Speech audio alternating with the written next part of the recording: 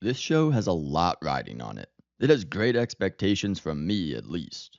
Based on the scumbag who's running it and the comments the people involved keep thinking are perfectly fine to make. To walk away with, because I know everyone has a slightly different feeling. Well, I mean, white people crying actually was the goal. Well, some nerds are very not gay and are very threatened by gay Well, that's stuff. true. But Yeah. in my world, nerds are gay. My expectations for this show is that it will be a close race to the bottom of the barrel between this and Velma. Yeah, those expectations. So we're going to react to and break down each episode my eyes and ears are subjected to and see if this could finally be the nail in the coffin for Star Wars. Or at least enough to get another million people to stop watching. Let's go! Attack me with all your strength. If that's a catchphrase, that is the dumbest catchphrase of all. It gives the same energy as, you know that Vine? Oh, yeah, I'm just going to put it up right now. I have the power of God and anime on my side! Wait, That one. Same energy. I don't know why, but it is. Jedi do not attack the unarmed.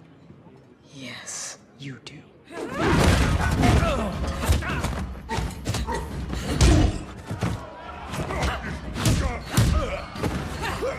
Okay, is the Jedi not attacking her because she's quote-unquote unarmed? She's beating up like 9 patrons, and this Jedi's just standing there. Why? Because she can't see a weapon that she's holding? There's no way that's what the Jedi mean when they're like, we won't attack an unarmed person. Surely she would step in, right? This is ridiculous. Slow motion. Who let Zack Snyder in here? Just show it in normal speed, please.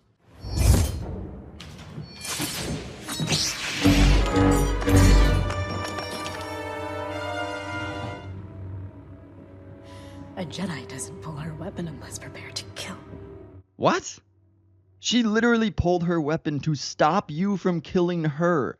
What do you mean she doesn't pull her weapon unless she's prepared to kill? You can use it to defend yourself. What is this? This person's an idiot.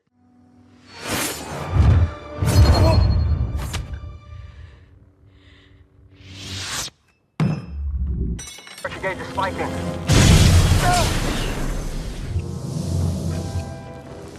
Alright, so there's a fire in space, and yes, it's impossible for a fire to be burning in space because there's no oxygen in the vacuum of space, and that's what fire is. It's oxidation by combustion, or whatever. This isn't that big a deal, but apparently Twitter thinks that it is, so I'm going to give you the correct take on this. 1, yes, anytime you see an explosion or any fire burning in space, it is a scientific impossibility and inaccurate. Fine. Second, this is actually worse than all the other times we see this, like when the Death Star blows up or a TIE fighter blows up. Because all of those are just purely visual, stylistic choices. This is actually part of what the character is doing. She's out here to put out this fire. Also, this scene is shot like they're not in space. You know, they're not moving like they're in space. This is... Oh, this is just... It's just poor. The Republic has legislated that only droids may perform outer ship repair. Sub-level, bunk 23. I don't know what that was. Was that a Jedi mind trick? Did he actually... I don't know. Look, I was trained to be a Jedi. When that didn't pan out, those skills aren't exactly transferable. I needed a paycheck. What do you mean Jedi skills aren't transfer? All you can be is a mechanic? Not like a bounty hunter? You could join the circus as an acrobat. What do you mean Jedi skills aren't transferable? You have telekinesis. That might be the most transferable skill imaginable. You could do whatever you want. This character is as unimaginative as the writers who write... Oh, wait, that actually makes perfect sense. You lost your entire family. Your mothers, your sister, your village all died in the fire before Master Soul brought you into the Jedi. Your training was difficult, to say the least. So, we get Osha's backstory and flawless exposition that put me to sleep. Also, already hate Osha, just because I hate the name. I have done the 10-hour occupational, whatever it is, safety and health administration training. Sucks. It's a waste of time. So, starting behind the 8 ball with that one. When I see her, That's her! She killed the Jedi and ruined my bar! How did they find her? What, one barkeep or bartender, whatever he calls himself? He's like, oh, yeah, I know exactly what she... No, come on. There had to have been some security footage, right? Or some facial recognition. But they really make it seem like it's just the weird alien's word. There was no DNA or fingerprints to be found. She's not even wearing gloves, the assassin, when she's attacking the Jedi. What kind of assassin uses their bare hands? But yeah, I guess we're to infer that the Jedi Order has the detective capabilities of humans in the 16th century. Just word of mouth, and what'd you see, pal? Of course, if there was DNA, then they would know it wasn't Osha, because obviously it wasn't Osha. She was across the galaxy, or I don't know where she was. She has an alibi. It's not her, clearly. This is not going to be a twist, whatever they're going for. It doesn't matter what I think. But, like, I guess that's what Yord would do.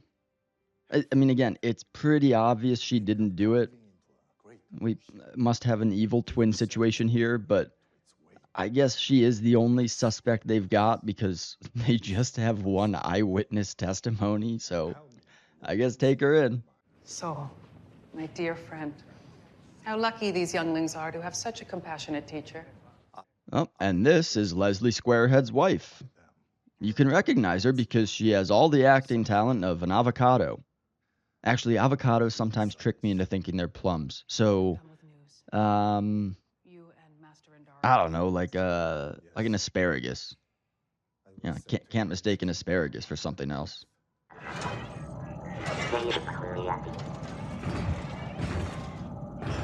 Wait. She doesn't get an escort back to Coruscant? They think she killed a Jedi.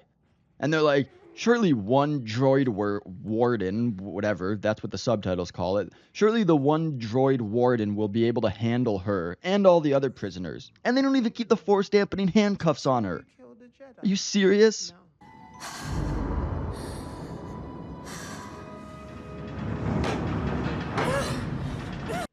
Oh, so she can't use the force.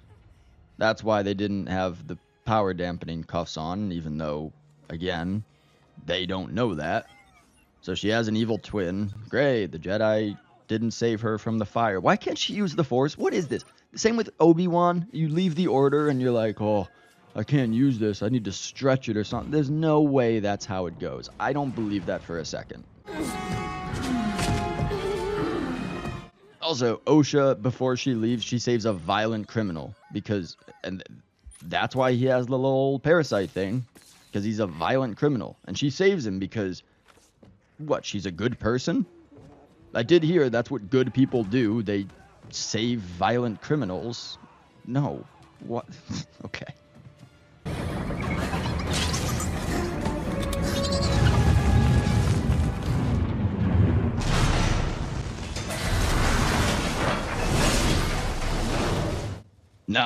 No, she's dead. She's totally dead. The crash in Revenge of the Sith is very different from this. In that one, at least Anakin is flying the ship. It doesn't just hit the ground in a free fall. And two, no, that's all I really need. You're dead, all right? Also, speaking of dying, that Jedi's dead. The Jedi from the beginning is dead. Sabine got stabbed through the stomach or whatever with a lightsaber. Reva did it twice. Both survived. The Grand Inquisitor survived. Lightsaber to the stomach. But you get like a butter knife or whatever. I'm not a doctor. If there's a doctor in the comments, tell me how deep or how far behind your skin, the chest plate, is the heart. I don't know if that knife is even long enough to penetrate the heart. Of all of the... I have seen absolutely insane things that people in this universe have survived, and this one is the one that I would have been like, yeah, okay, you could have survived that, but no, this is the one that gets you. Lightsabers are worthless, guys. It's what you really want is a little throwing knife. That is what kills people. I'm afraid I cannot afford to lose you to a field mission, Saul. You're far too valuable here. Why is he too valuable? What, can no one else tell the younglings to close their eyes? Also, who is she? Who is he? Why does she have authority over him? Can we get something? They're both referred to as master, so we don't have anything to go off of. Why is she above? Oh wait, she's a woman. Got it. Okay, cool. Master Soul. Yord, put your clothes on. Ooh, you tell him, girlfriend. It's not like you walked in on him changing and then just kind of stared at him. Yeah, you tell him to put his clothes on as you watched him while he was changing. Weirdo.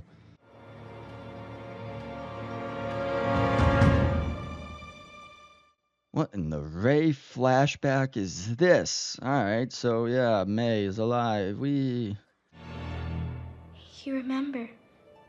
May, is it really you? Yes. I thought you were dead. Did you kill Indara? Dude, this acting is brutal. This is terrible. There's no way she could have survived this. Clearly someone's been here, Yord.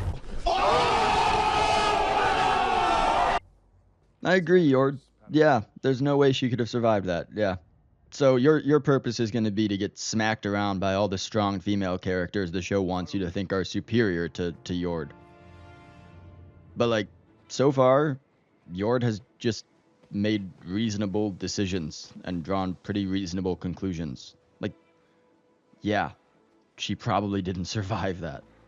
Oh my gosh, it's the end of Red Dead Redemption. Do it. Pull a Dutch. Pull a Dutch. End the show now. Just pull. Do it. Do it. Yeah. Oh, man. Just let her go, man. Come on. May is alive. I believe you. Okay, but why? Like, why? Why do you believe? Okay. Sure, I believe her too because she has a pretty good alibi, but I don't think you've even heard that. Like, why do you believe her?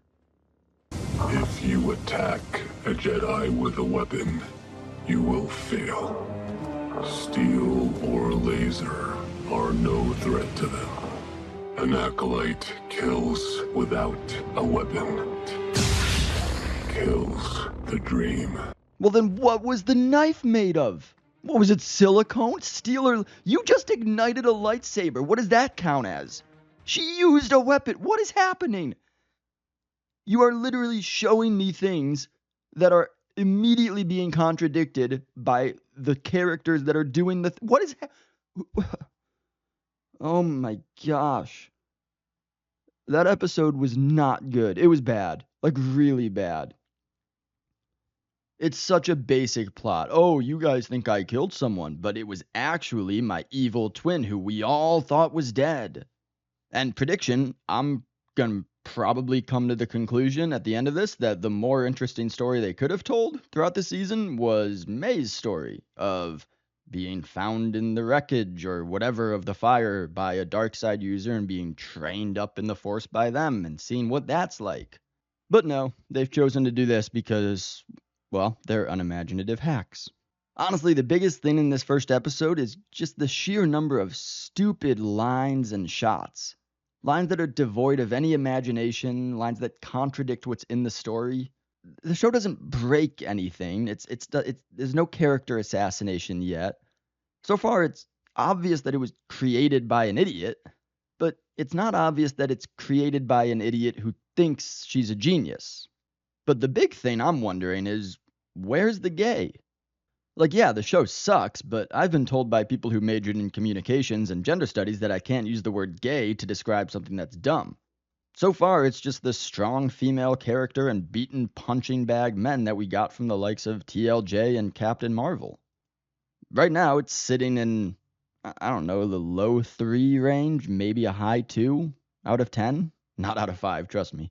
Unimaginative with basic and often incorrect dialogue and subpar acting for sure, but I don't feel like the show hates me. I mean, it hates me as someone who likes good writing, but I don't feel like it hates me as a straight white man. To walk away with, because I know everyone has a slightly different feeling. Well, I mean, white people crying actually was the goal. But we'll see about it going forward. Join me, I don't know, tomorrow, today, I don't know when the next one I'm going to release. It'll be soon. Join me next time, all right? What I'm sure will be just a great, super excellently written episode 2. See, guys, I sent you on your way with a joke. There you go. Have a great day, you beautiful people.